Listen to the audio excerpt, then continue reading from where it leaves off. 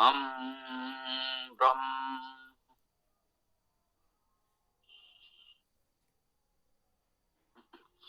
सरल वैदिक संस्कृत की इस कक्षा में हम लोग समास पर चर्चा कर रहे हैं। कल हम लोगों ने 3 प्रकार के समास पर चर्चा की। आज चतुर्थ समास तत्पुरुष समास पर विचार करेंगे। परिचय। तत्पुरुष समास में उत्तर पद अर्थात बाद का पद प्रधान होता है। इसमें प्रधान पद बाद के पद की विशेषता, इसमें प्रथम पद बाद के पद की विशेषता बताता है। प्रधान जो प्रमुख है, जो मुख्य रूप से बात कहना चाहते हैं। उदाहरण, ग्रामवासी समस्त पद है। इसमें वासी अर्थात वास करने वाला प्रधान है। प्रथम पद ग्राम उसकी विशेषता बता रहा है कि वह ग्राम का वासी है। ग्रामवासी अर्थात ग्राम का वासी, ग्रामस्य वासी। तो जब हम ग्रामवासी, नगरवासी, राष्ट्रवासी कहते हैं तो जो निवासी है, वासी है, उस पर हमारा मुख्य ध्यान होता है। जो लक्ष्य है, जो प्रधान बात हम कहना चाहते हैं, मुख्य उद्देश्य हमारा उस वासी निवासी से होता है, न कि ग्राम नगर आदि से। विशेष में कहा जा रहा है तत्पुरुष समास में प्रथम पद की नामिक विभक्ति का लोप होता है। इसी आधार पर व्याकरणाचार्यों ने इसके भेद द्वितीया तत्पुरुष, तृतीया तत्पुरुष आदि किए हैं सभी विभक्तियों में। जैसे ग्रामवासी को यदि हम कहते ग्रामगामी, ग्राम को जाने वाला अर्थ होता, यहां द्वितीया तत्पुरुष हो जाता। ग्रामवासी जब हमने कहा ग्राम का निवासी, तो यह षष्ठी तत्पुरुष हो गया। अगर हम कहते ग्रामगामी, ग्राम को जाने वाला, तो यह द्वितीया तत्पुरुष हो जाता।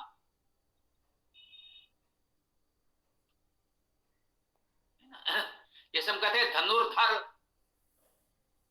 धनुष को धारण करने वाला द्वितीया तत्पुरुष हो गया।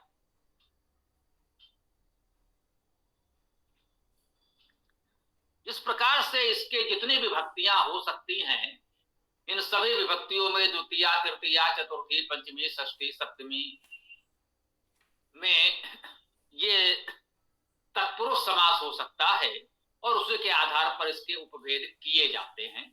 बहुत विस्तार से यहां नहीं दिया है, उसकी आवश्यकता भी नहीं है। जो समझे कि किसी भी विभक्ति का लोप हो सकता है और चूंकि वो विभक्ति लिखी नहीं है, तो इसमें कौन सी विभक्ति का लोप है, ये हमारे विवेक पर, हमारे अनुमान पर निर्भर है, यह निश्चित है।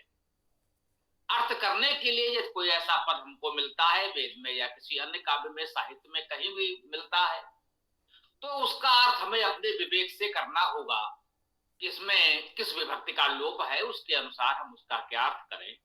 बहुधा विद्वानों ने ऐसे अवसरों पर अपने विवेक के अनुसार अलग अलग अर्थ किए हैं और ऐसा भी करना पड़ा है कि एक ही पद के विभिन्न विभक्तियों का लोप मानकर अलग अलग अर्थ एक ही विद्वान ने किए। ये भी हो सकता है, ये भी हो सकता है, ये भी हो सकता है, तो वो सभी ठीक है, शुद्ध है। ये थोड़ा आगे बढ़ते हैं। 5वां समास है कर्मधारय समास। कर्मधारय, ये कर्म को धारण करेगा। प्रथम पद की प्रथमा विभक्ति का लोप होने पर कर्मधारय समास कहा जाता है। इसी को समानाधिकरण तत्पुरुष भी कहते हैं। प्रथमा विभक्ति का ही लोप हो गया।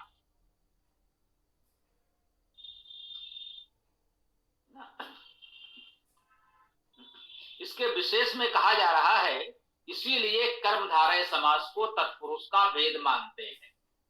तो कुछ व्याकरणाचार्यों ने कहा कि भाई जब कोई भी विभक्ति लोप होने पर उत्तर पद अर्थात बाद में आने वाले पद के प्रधान होने पर तत्पुरुष समास होता है, तो जब प्रथमा विभक्ति का लोप हो गया तो ये प्रथमा तत्पुरुष समास कह लीजिए।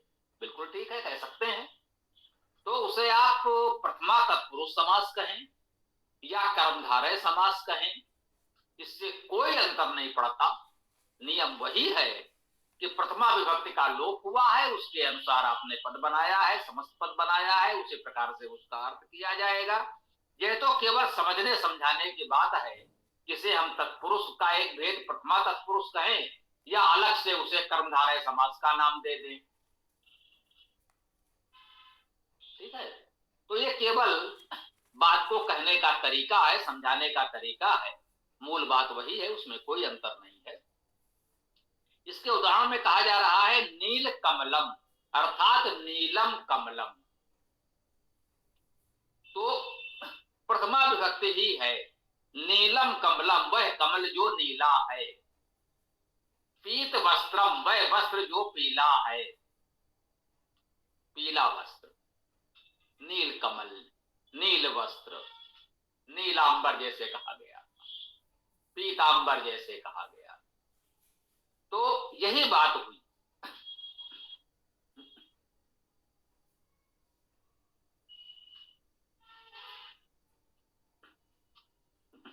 देखिए, जैसे पीतांबर हम लोगों ने कहा था, इसे बहुब्रीहि समाज में, जब बहुब्रीहि समास के रूप में पढ़ा पीतांबर शब्द, तो उसका अर्थ क्या हुआ? पीत अंबर, उसका अर्थ हमने क्या किया? पीत अंबर वाला, जो पीत अंबर को धारण करता है वह कोई अन्य। न यहाँ पीत पीले से कोई हमारा आशय है, न अंबर वस्त्र से कोई आशय है। हम जिसकी बात कर रहे हैं वो कोई व्यक्ति है जो पीला अंबर पीत वस्त्र धारण करता है। हम उसकी बात कर रहे हैं जो है इन्हीं शब्द में, कहीं शब्द में पीत है और अंबर है ना। लेकिन बात हम किसी अन्य की कर रहे हैं तो उसे हमने बहुब्रीहि समास कह दिया। यदि इसे कर्मधारय में माने, हाँ ये भी एक उदाहरण के रूप में समझ लें कैसे समास को समझा जाता है। पीतांबर कर्मधारय समास भी हो सकता है। जैसे नील कमलम, ये कर्मधारय समास हुआ, नीलम कमलम इसका विग्रह कर दिया गया, विच्छेद कर दिया गया। वैसे पीतांबर का विच्छेद कर दें, पीतम अंबरम, पीता अंबरा जी, तो ये भी कर्मधारय समास हो गया।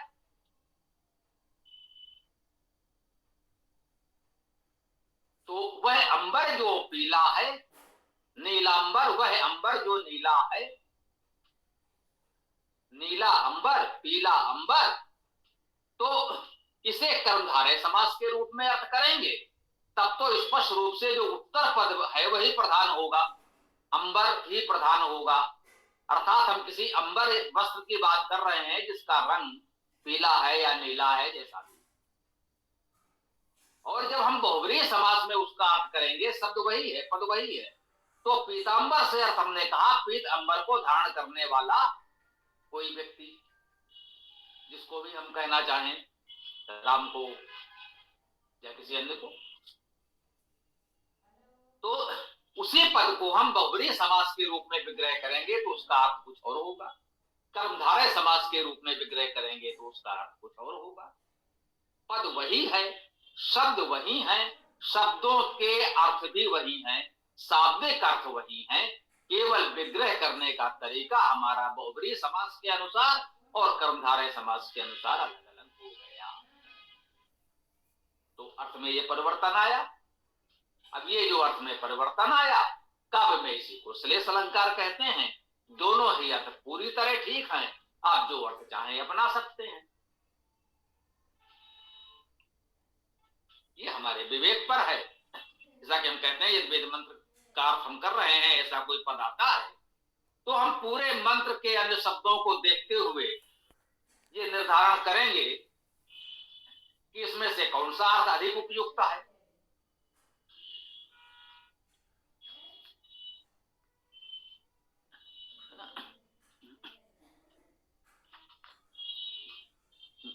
इस कर्मधारय समास के बोध में कहा जा रहा है, जहां पर नीलम तथा कमलम में प्रथमा विभक्ति या कर्ता कारक है, अतः कर्मधारय समास है। दोनों में प्रथमा विभक्ति कर्ता कारक है, जो प्रथम पद है उसके कर्ता कारक प्रथमा विभक्ति का लोप है, तो ये कर्मधारय समास हो गया।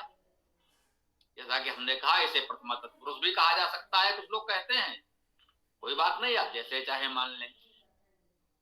छठा समास है द्विगु समास। परिचय समानाधिकरण तत्पुरुष या कर्मधारय समास में पहला पद संख्यावाची होने पर द्विगु समास होता है। देखिए और कोई अंतर नहीं आया, केवल पहला पद संख्यावाची हो गया। इसके पहले जो हमने समास पढ़ा, कर्मधारय समास या समानाधिकरण तत्पुरुष या प्रथमा तत्पुरुष, जिस नाम से भी आप जाने, जैसे हमने कहा नील कमलम, यदि इसका पहला पद संख्यावाची हो जाए तो ये द्विगु समास हो जाएगा। नील कमलम को अगर हम त्रिकमलम कहें, तीन कमल, तो ये द्विगु समास हो गया। अब इसीलिए कुछ विद्वान जब कहते हैं कि द्विगु समास को अलग से क्यों पढ़ा जाए, ये भी कर्मधारय का एक भेद है, या कह सकते हैं तत्पुरुष का भी एक भेद है। तो समास कितने बचे? केवल 4। ये भी हमने आपको कल बताया था। तो बताइए, ये व्याकरणाचार्यों के अपनी बात कहने का तरीका है। 4 समास में भी वो पूरी बात कह जा रहे हैं, या सरलता के लिए कुछ लोगों को लगा कि इसको यदि अलग अलग 6 समास के रूप में पढ़ाया जाए तो समझने में अधिक सरलता होगी। आपको जिस प्रकार समझने में सरलता हो वो आप बना लें। 4 समास में सबको समेट लें तो भी ठीक है, अलग अलग 6 समास के रूप में पढ़ के समझ लें तो भी ठीक है, जैसा आपको ठीक लगे। ये व्यक्तिगत रूप से आप पर निर्भर करता है। इस प्रकार के प्रश्नों का कोई औचित्य नहीं है कि समास 4 होते हैं या 6 समास होता है, उसके नियम लक्षण हमें जानने हैं। व्याकरणाचार्यों के अनुसार कोई 4 माने 6 माने वो कोई महत्वपूर्ण बात नहीं है। जो 4 मानते हैं वो भी 6 को उन 4 में शामिल कर लेते हैं, समेटे हुए हैं, सम्मिलित हैं उनके पूरे 6 समास। वे भी मानते हैं जो 4 समास कह रहे हैं। 6 समास में जो भी आते हैं वे सभी पद उनके 4 समास में भी आ जाएंगे, और जो 6 अलग अलग कह रहे हैं उसमें भी वही बातें आएंगी, नया कुछ नहीं आने वाला। तो द्विगु समास में मुख्य बात इतना ही है कि पहला पद संख्यावाची होगा, है ना। विशेष में कहा गया है कि स्पष्ट है ये समास समानाधिकरण तत्पुरुष या कर्मधारय समास का उपभेद ही है, केवल संख्यावाची ही तो हो गया। इसीलिए इस समास को भी तत्पुरुष का भेद मानते हैं। ठीक है, कुछ लोग मानते हैं, कुछ लोग नहीं मानते, ना माने। तो उदाहरण में कहा गया त्रिलोकम, 3 लोक, चतुर्युगम, 4 युग, पंचगवम, 5 गायें आदि। तो पहला पद संख्या होना चाहिए बस। बोध में कह रहे हैं इनमें पहला पद त्रि चतु पंच संख्यावाची है, अतः प्रथमा विभक्ति या कर्ता कारक में है ना। ये प्रथम पद संख्यावाची है तथा प्रथमा विभक्ति या कर्ता कारक में है, अतः द्विगु समास है। विशेष 1, इसमें भी समाहार अर्थात समूह का बोध होने पर समस्त पद एक वचन उभय लिंग में रहता है। अब ये सारे पद जो बताए जा रहे हैं वो समाहार तो है ही, किसी एक समूह का ही बोध करा रहे हैं। त्रिलोक अर्थात लोकों के समूह का बोध कराया, त्रिलोक। चतुर्युगम, 4 युगों का बोध कराया, तो युगों का समाहार हो गया। तो इस प्रकार से ये होते तो समाहार ही हैं, और ऐसे में स्वाभाविक है ये पद जो बनेगा एक वचन उभयलिंग में बनेगा। इनका द्विवचन बहुवचन बनाने की आवश्यकता नहीं है, न तो इनका कोई पुल्लिंग स्त्रीलिंग बनेगा। तो ये थोड़ी सरलता हो गई उपयोग करने में। समाहार या समूह का बोध न होने पर यथोचित पुल्लिंग या स्त्रीलिंग होगा। अब यदि कहीं ऐसा होगा तो होगा, मुझे लगता है कि अधिकतर तो आपको ये समाहार या समूह का बोध ही कराएगा। विशेष 3 में कहा जा रहा है परंपरागत रूप से इसे द्विग समास या तत्पुरुष के भेद के रूप में माना जाता है। जी, उसको उसके भेद के रूप में पढ़ लें तो ठीक है, अलग से पढ़ लें तो ठीक है। विशेष 4, इसमें कभी कभी समास में आए पदों से इतर अन्य पद का बोध भी होता है, अतः इसे बहुब्रीहि समास का भेद भी माना जा सकता है। अब देखिए भाई, ये क्या बात हुई, अगर अन्य पद का बोध कराना था तो हम बहुब्रीहि समास में ही मानते, फिर से द्विग समास में क्यों लाए? द्विग समास में इसलिए लाए कि द्विग समास का मुख्य लक्षण जो है वो पहला पद संख्यावाची होना चाहिए। अब यदि पहला पद संख्यावाची है तो द्विगु समास में माना जाएगा, और यदि समास में आए हुए दोनों पदों से इतर किसी तीसरे का बोध कराए तब तब उसे बहुब्रीहि समास में माना जाएगा। तो यदि अन्य का बोध करा रहा है तो उस अन्य का बोध कराने के कारण आप बहुब्रीहि समास कह सकते हैं, और पहला पद संख्या है तो उसे द्विगु समास कह सकते हैं। अब हमने कहा ये आपके विवेक पर है, द्विगु समास में पढ़ें या बहुब्रीहि समास में पढ़ें, इससे कोई अंतर नहीं पड़ता, अर्थ तो एक ही रहेगा। ऐसे पढ़ लें या वैसे पढ़ लें, तो जब अर्थ एक रहेगा तो फिर इसमें बहुत चिंता करने की बात नहीं है, बहुत कोई विवाद विवेक इसमें बहुत तर्क नहीं करना है कि ये वाला होगा कि वो वाला होगा, जो आपको ठीक लगे वो होगा।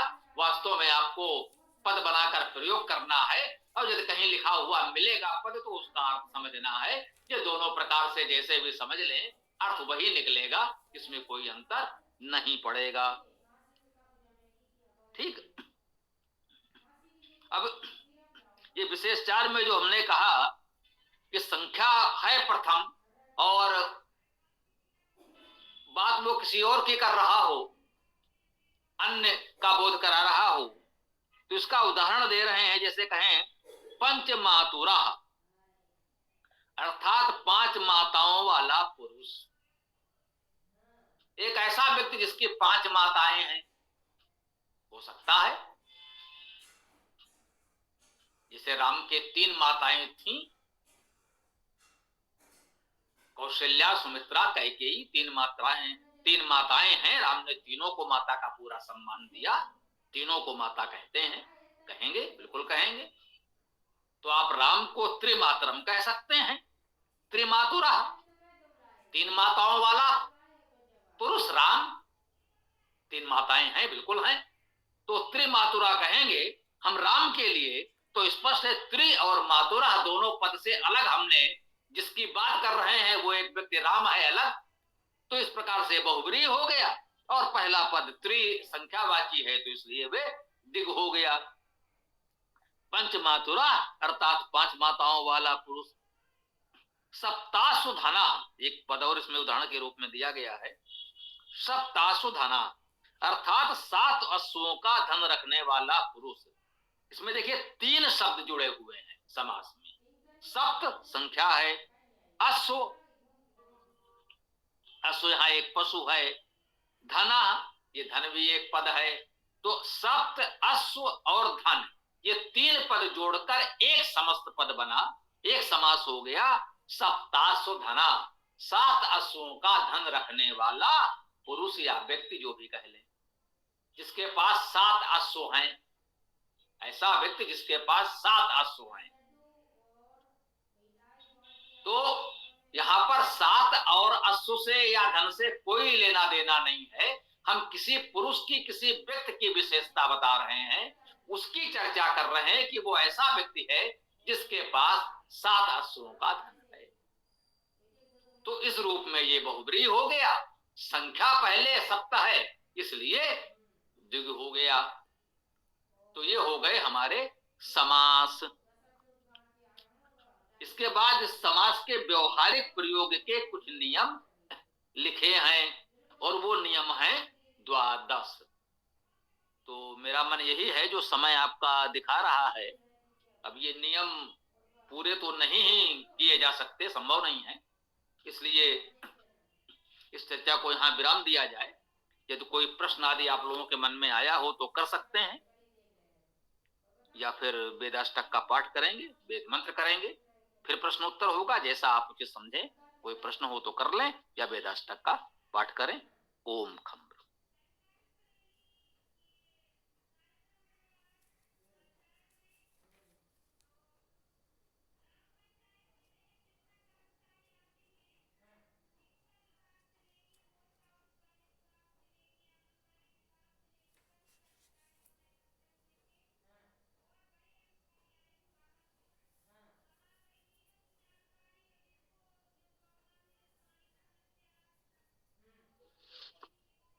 ऋग्वेद प्रथम मंत्र। ओम अग्निम ईडे पुरोहितम यज्ञस्य देवम ऋत्विजम होतारम